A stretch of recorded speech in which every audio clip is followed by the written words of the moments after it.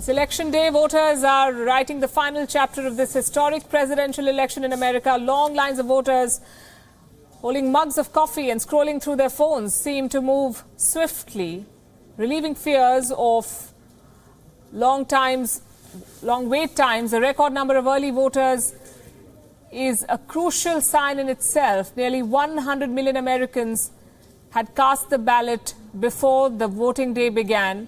That makes 47% of the registered voters nationwide. Let's bring you up to speed with what the two main contenders have been up to today. Donald Trump and Joe Biden both foregoing traditional election day photo ops at the polls on election day. Both the candidates and their families decided to vote early. Voters on both sides of the nation's widening political divide are prepared to render a verdict on the future of the White House. With the historic early voting record, citizens have already sent out a strong message displaying their determination to get their voices heard. The battleground states of Michigan and Pennsylvania have been making news on the eve of the election for setting one-day records for new Wuhan virus cases. Let's take you straight to my colleague Susan Tehrani, who's joining us from New York. Susan, what's it like on election day?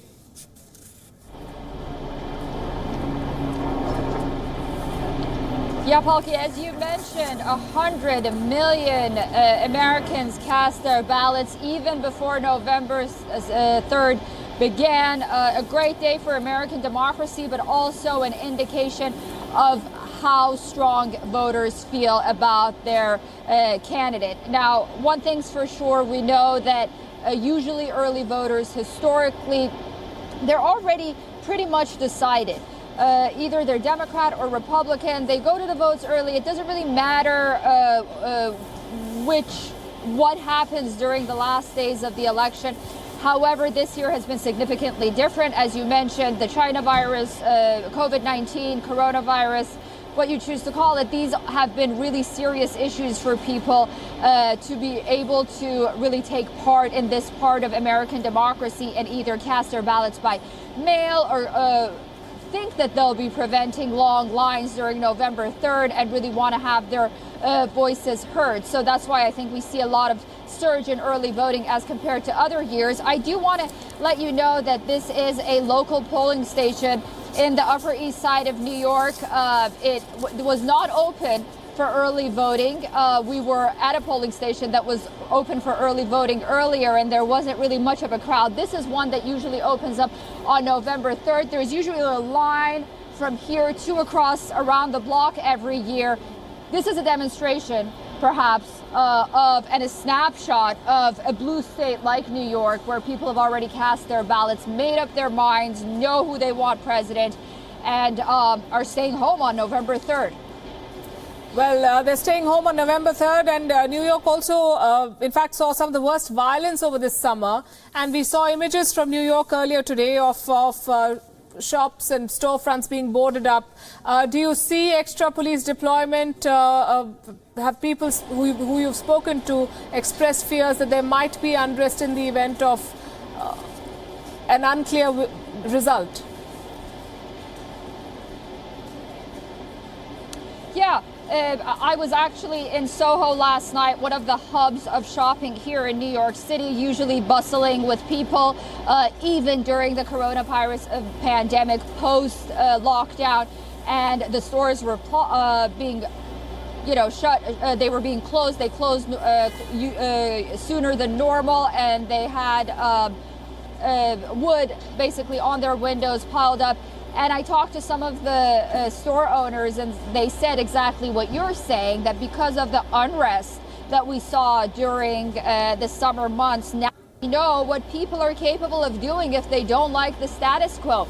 And we saw looting, we saw violence. That was regarding social justice issues, regarding what was happening in the United States. But then now we have an election that people are very opinionated about. And so, while some say that people are worried about one side inciting violence, saying that Donald Trump is really trying to tell its supporters to go out and rebel, we haven't really seen that. What we've usually seen is from the other side, and these shop owners know that what perhaps looters in the summer are capable of doing, and they might come out again this time if they don't like the results of the election. But yeah, a lot of security. The NYPD has been on high alert, not just in America, not just in New York, but across the United States as well. Police has had a major presence. We haven't seen a lot in the streets yet, but we'll have to see as the day passes and we get closer to the closing of the elections. I'm going to request you to stay with me, Susan. I'll come back to you for one more question.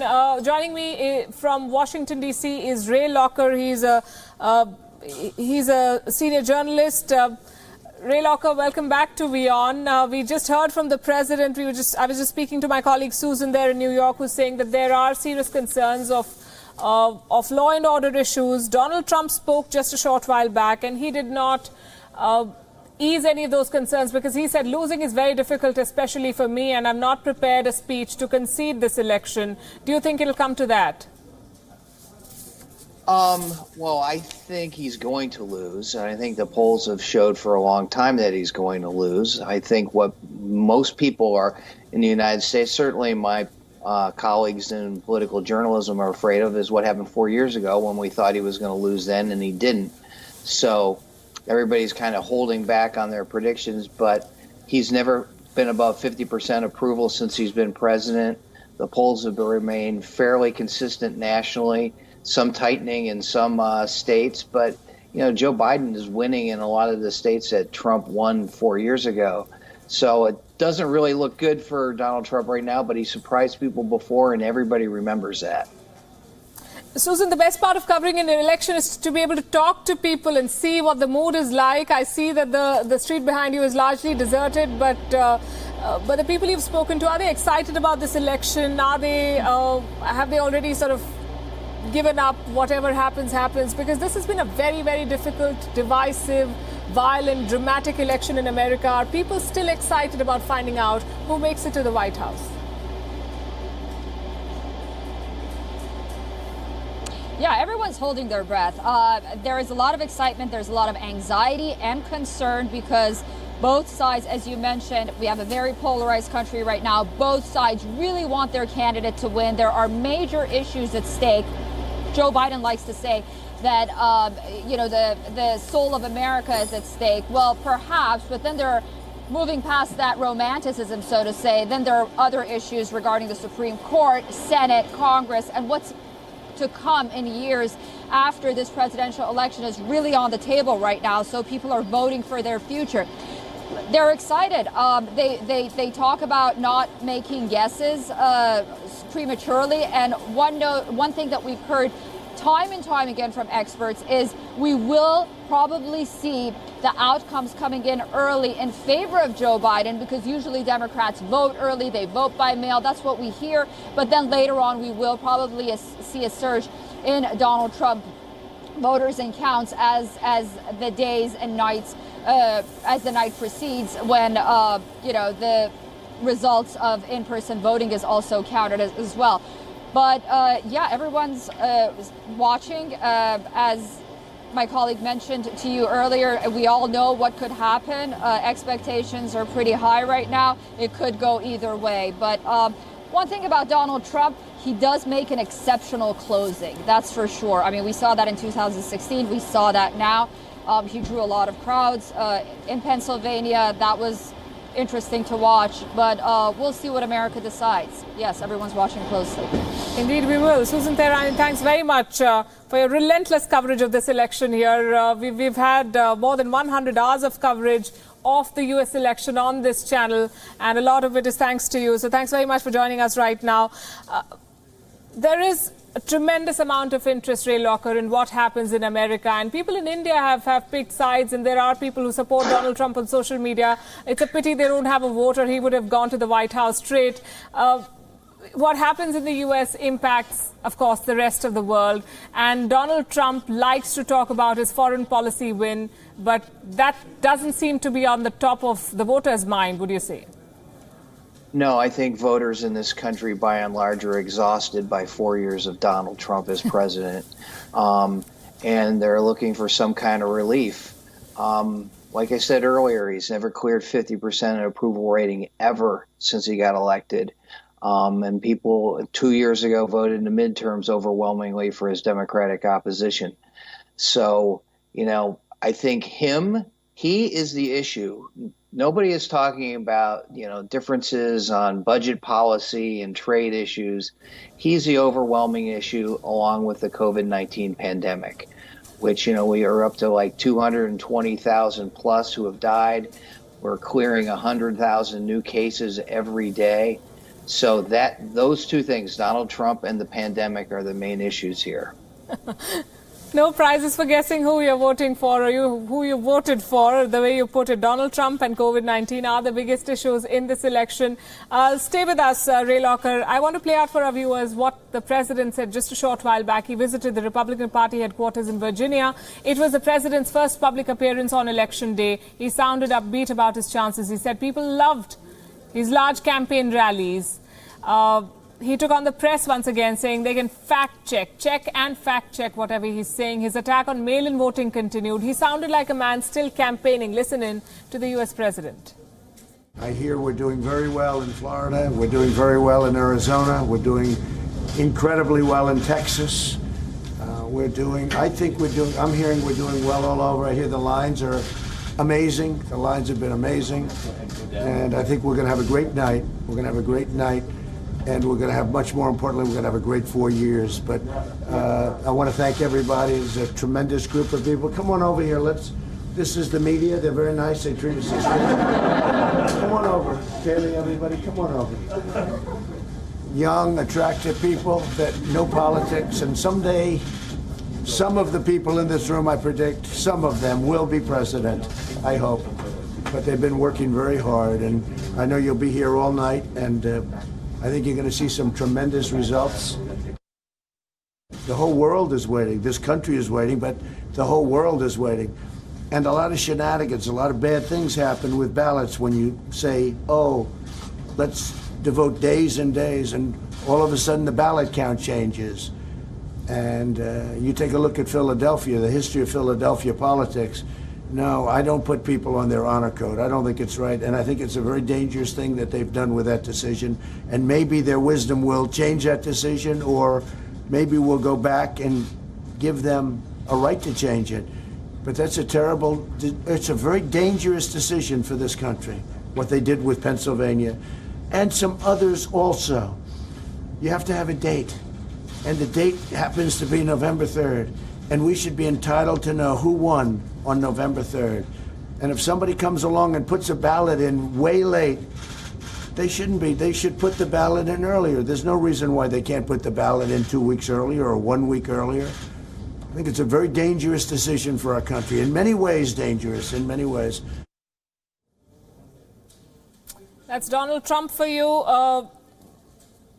We've also heard from some voters. There's a lot riding on the average American voter. Their choice will have implications on the rest of the world for the next 4 years. Let's go to New York once again and see how voters are planning to make this difficult choice. It is so important to me. I realize I'm in a very blue state. So in that sense, my vote doesn't feel like as big as if I was in Pennsylvania or Virginia. But it's just a good habit to get into. It's really, something that we owe to previous generations before us that worked really hard to make our vote matter and to let us, be able to vote. And the election, last election hit me pretty hard. Being so close to potentially seeing a female president was such a big deal. And this is just, I'm hoping this is a better turnout. I'm hoping that the polls are a little bit more accurate and calibrating for any inaccuracies, but this is huge. I grew up in a very Republican family, and it was what it is, but I'm really excited to be voting Democrat and just kind of being a change than previous generations before me.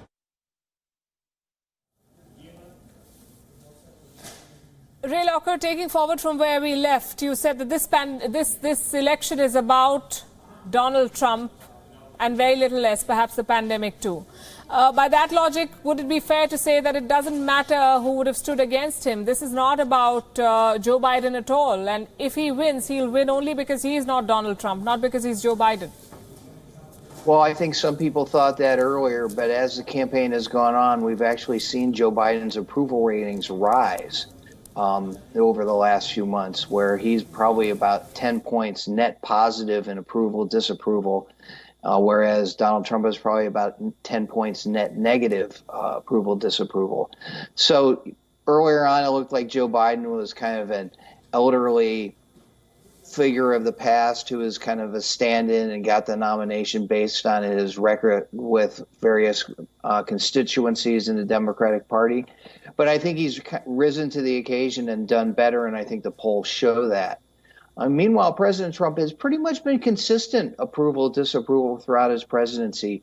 Some people, as we've seen with these public events, really love him, and a lot of people really don't. And so it's all about turnout. And I think, given the turnout numbers we've seen in early voting and on Election Day, I don't think people who are really enthusiastic about the incumbent turn out in such great numbers to vote for him again. I think what we're seeing is in places like Florida, Georgia, North Carolina, it's more of an anti-Trump vote. So a combination of both, rising enthusiasm for Joe Biden plus a strong anti-Trump vote. And then the challenge is after, the votes are counted is how does the winner, whoever it may be, assemble a winning coalition to actually get things done in Washington. Final question to you, and this is a question I'm asking all the people who are joining me tonight. Do you think the result will be decided in court and not at a counting booth? No, I think it's going to be decided at a counting booth. I don't think it's going to the Supreme Court. That's very good to know. Ray Locker, thanks very much for joining us here on WION. We also have with us Voice of America's White House correspondent Patsy Widakusevara, bringing us the very latest from Washington, D.C. So this is something that both sides are quite concerned about.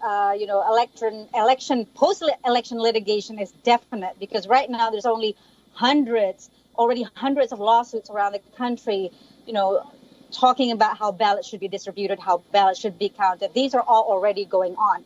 Now, the concern about post-election friction and violence is certainly a big concern, particularly because the president, as we know a couple of weeks ago, has refused to commit to a peaceful transfer of power and has several times signaled to his supporters that unless he is declared the winner, the election is rigged and not accept the results of the election. So these are, of course, concerning to everybody. As far as I've heard from election officials, local election officials, as well as local law enforcement, they're really bracing up and trying to make sure that everybody can vote safely and that the votes can be counted safely. And WION's correspondent Sarah Walton is in Florida tracking this very important battleground state. Let's go straight to her for the very latest from there. There's a very big chance of that because of the large number of electoral votes that Florida, a swing state, holds 29 of those electoral votes. And actually what we're seeing on the ground here in Tallahassee, where I am today, is a sort of steady stream of voters turning up, but none of the long queues actually that were predicted or that were seen during early voting. There's a sort of people coming in ones and twos through the morning. I think there's a good chance that is because of the sheer numbers of people who have already voted. You mentioned 100 million Americans across the country, but even here in Florida, there's about 9 million Floridians, which is 63% of registered voters in Florida, who have already used either an early voting day or have sent a mail-in ballot. And what's interesting about the results there is that while Democrats are, seen to normally be more likely to vote early, and they did indeed have an early lead in that early voting tally, Republicans have been slowly catching up, and it's now a very narrow margin between the number of vote casts between registered Democrats and registered Republicans. And so that means turnout today on the final election day could be very important. If there is a large turnout of registered Republican voters, which is what some pollsters have predicted, it could be a sign that this state is leaning towards re-electing President Trump. But a big caveat here, we should mention that just because we know who a voter has registered their affiliation for in the past, doesn't mean they will necessarily cast their vote for that party here today. it's very hard to get a clear steer on what we can read out of those early voting figures. So really, it is all still to play for here in Florida.